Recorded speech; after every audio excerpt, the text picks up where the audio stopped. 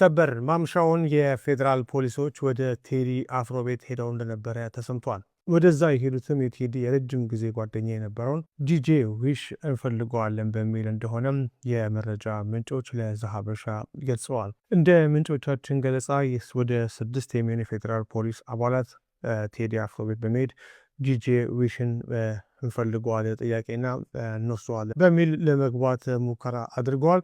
ሆኖም ቴዲ አፍሮ በምሽት ከ6 ሰዓት በኋላ ወደ ቤቴ እንድትገቡ አልፈቅድላችሁም በማለት ከፖሊሶቹ ጋር የተወሰኑ ንግግሮች ከደረገ በኋላም ዲጄ ዊሽም ለጊዜው ሳይያዝ ቴዲ አፍሮ ቤትም ሳይገቡ መመለሳቸውን የመረጃ ምንጮች ገልጸዋል። በዛሬው ዕለት እንደነገርኳቸው የቴዲ የልብ ጓደኛ የረጅም ጊዜ ጓደኛው ያሲን እንደዚሁም ደግሞ ምክትል ማናጀሯን ሰለሞን መታሰራቸውን መዘገባችን ይታወቃል። በአሁን ሰዓት ላይ ሜክሲኮ በሚገኘው የወንጀል ምርመራ ቢሮ ውስጥ ታስረው እንደሚገኙ የፖሊስ ምንጮች ለዛሀበሻ ገልጸዋል። ጉዳዩን እየተከታተሉ ለእናንተ እናደርሳለን። በዚህ በቴዲ አፍሮ ዙሪያ ያሉ ሰዎች ላይ እየደረሰ ያለው የእስር ዘመቻ ብዙዎችን እያነጋገረና ብዙ ጥያቄዎችንም እያስነሳ ይገኛል። እስኪ እናንተ በጉዳዩ ላይ ያላችሁን አስተያየት በኮመንት ላይ እናንብበው። አሁን ያለው መረጃ ይሄን ይመስላል። እየተከታተል እናቀርባለን። ፔጃችንን ይከታተሉት።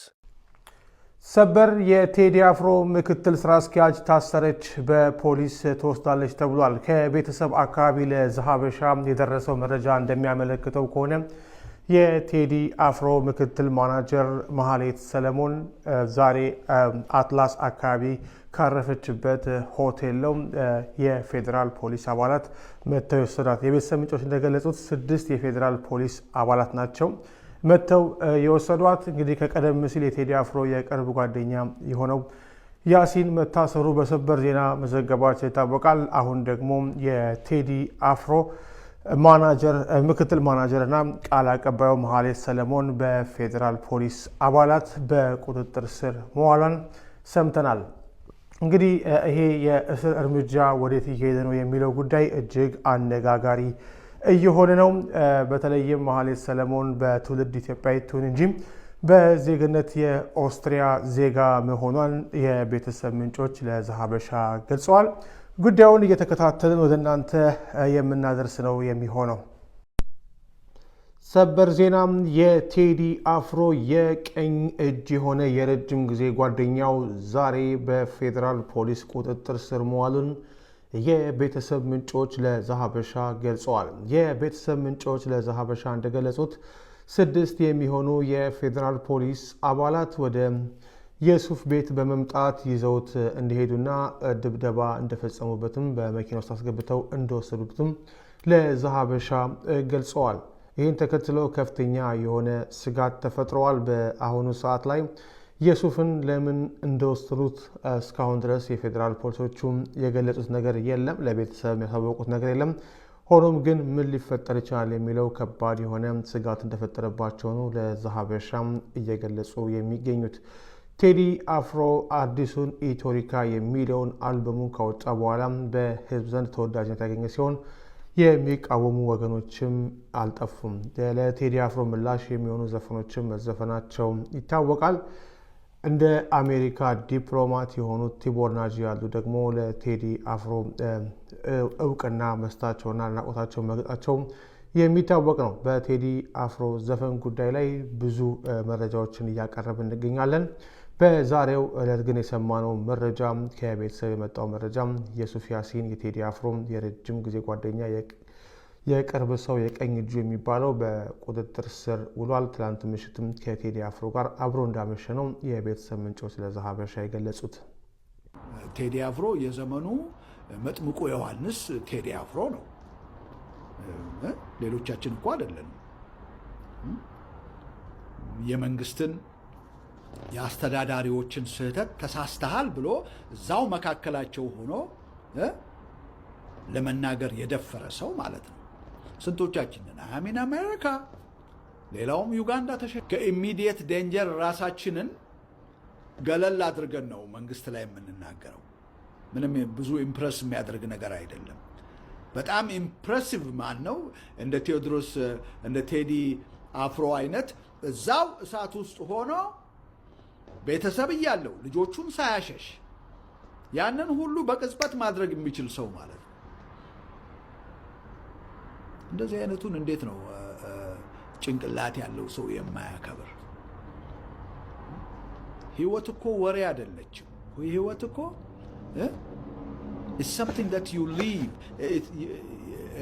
You live it. It's something that you live it.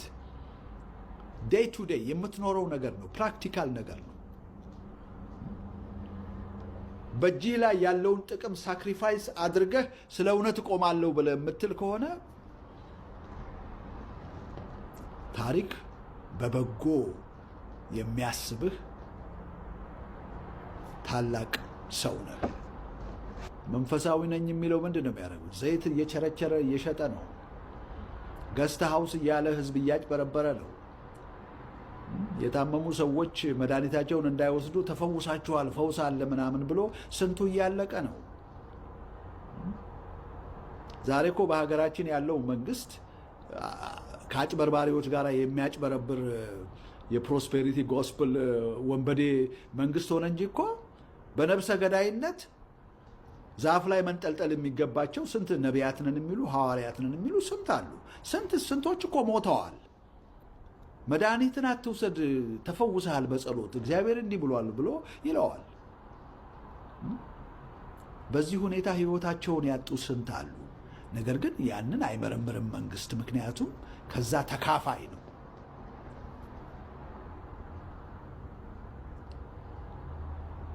እና ስለ እውነት የቆሙ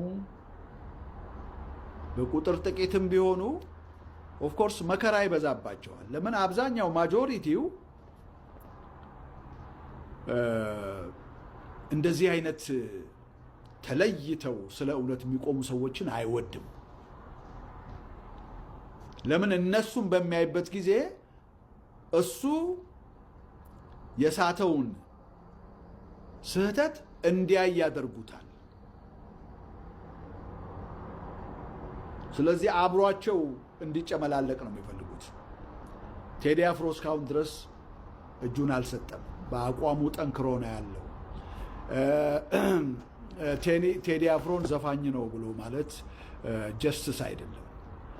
ይሄ እንትን ነው። ቴዲ አፍሮ ከዘፋኝ በላይ ነው። ወንጌልን እየሰበከልን ያለ ቴዲ አፍሮ ነው እና ቴዲ አፍሮ ከዘፋኝ ይልቅ የሶሻል ጀስቲስ አክቲቪስት ነው ብትለው ይሻላል። ከመጣው ጋር አይለጠፍም። ስጦታውን ለህዝብና ለሶሻል ጀስቲስ ያዋለ ነው። ራሱን ለመስዋዕትነት ሰጥቷል። የሀገርን ታሪክ ቅርስ ያከብራል።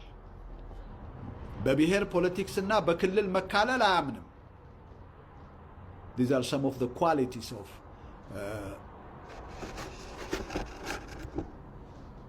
ዶክተር ቴዎድሮስ ካሳሁን። ስለዚህ እኔ እመክራችኋለሁ፣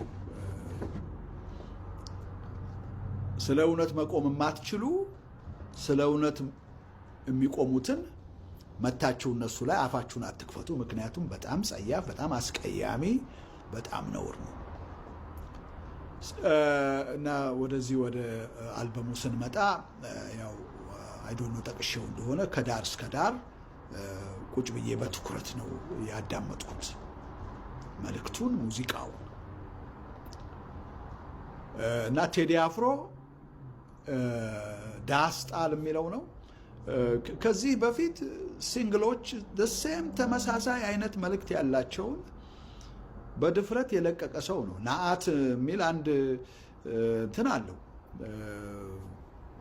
ሲንግል የለቀቀው አለ። አሜዚንግ መልእክት ያለው